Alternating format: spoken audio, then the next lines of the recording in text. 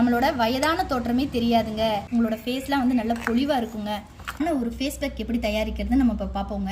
பண்ணியிருக்கேன்னா இந்த முருங்கை இலையை வந்து நான் ஒரு கைப்பிடி அளவுக்கு எடுத்துக்கிறேங்க. பன்னீர் ரோஸ் செடி இருக்குதுங்க, இது ஒரு கைப்பிடி அளவு எடுத்து வச்சுருக்கேன். அடுத்து வந்து இந்த கஸ்தூரி மஞ்சளுங்க. கஸ்தூரி மஞ்சள் அடுத்து ஆட் பண்ணக்கூடிய இன்க்ரீடியன்ட்டு.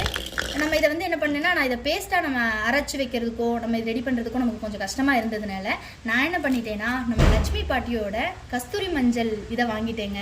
அந்த இதில் டைரெக்டாக அவங்களே நமக்கு கஸ்தூரி மஞ்சளை அரைச்சி ரெடி பண்ணி கொடுத்துட்றாங்க.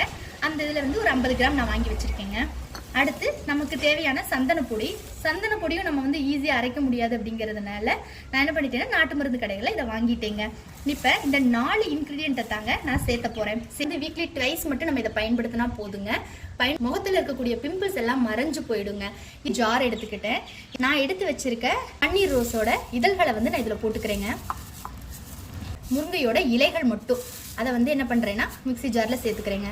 அடுத்து கஸ்தூரி மஞ்சள், இந்த கஸ்தூரி மஞ்சளை நான் என்ன பண்ணுறேன்னா 3 ஸ்பூன் ஆட் பண்ணுறேன். 1 2 3 ஸ்பூன். இது ஒரு 50 கிராம் வாங்கணும்னா ஒரு 10-15 தடவை நம்ம யூஸ் பண்ண முடியுங்க. அடுத்து நம்ம இந்த சந்தன பொடி இது ஒரு 2 ஸ்பூன் ஆட் பண்ணால் போதுங்க. 1 2 ஃபைன் பேஸ்ட்டாக நம்ம மிக்சி ஜாரில் அடிக்க போகிறோங்க.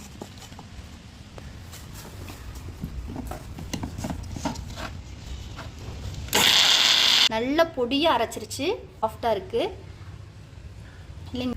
பவுலில் நமக்கு தேவையான அளவு போட்டுக்கலாங்க. ஒரு 3 ஸ்பூன் போட்டுக்கிறேன். பாலோ அல்லது ரோஸ் வாட்டர், நான் இது கடையில் தாங்க வாங்கியிருக்கேன்.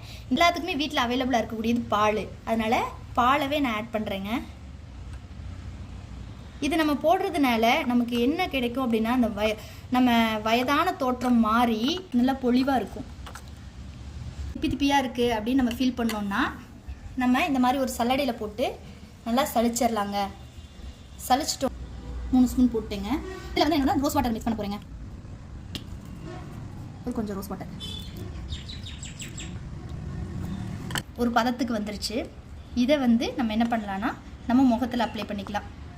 நல்லா இப்படி அப்ளை பண்ணிங்கன்னா ஒரு இடம் விடாமல் இப்படி கொஞ்சம் நல்லா அப்ளை பண்ணோன்னா ஒரு 20 நிமிஷம் 10 to 20 நிமிஷம் அதே மாதிரியே விட்டால் ஒரு நல்ல க்ளோ கிடைக்குங்க.